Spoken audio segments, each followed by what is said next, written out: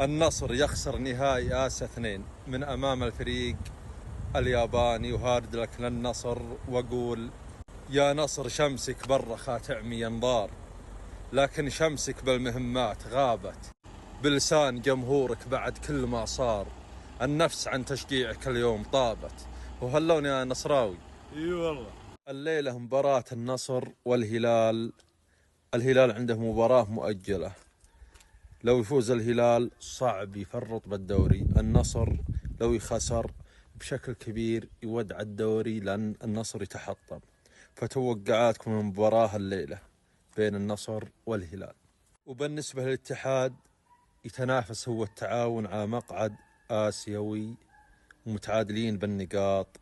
والآن اسمعوا وليد الفراج والمحللين وش يقولون عن مباراة الليلة والاتحاد والتعاون.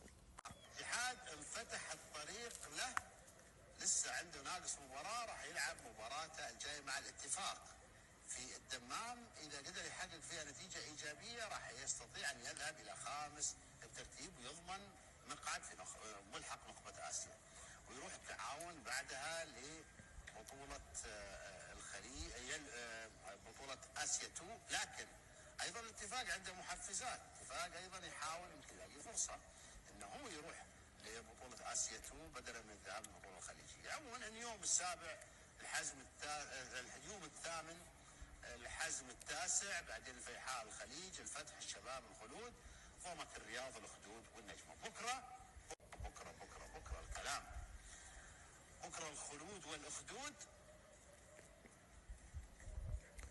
والنصر مع الهلال. هي القصة فيها النصر والهلال. كان يضحك يوم شاف الخلود والأخدود. ها تقول قصة بكرة الخلود والأخدود. لا الخلود والأخدود هذه حسنين ومحمدين. هذه لا هذه اسم بهذلنا والله، قريبين من بعض.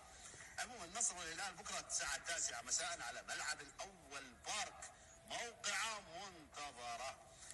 نروح للأهلي. اليوم أعطيته الاتحاد فرصة، يعني عززت فرصته في البطاقة الآسيوية.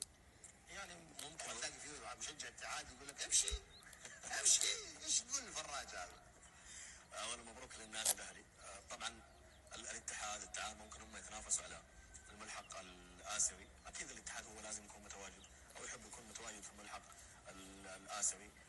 بالنسبه بس لو صارت يا رجال بتذلونهم. والله بتذلونهم.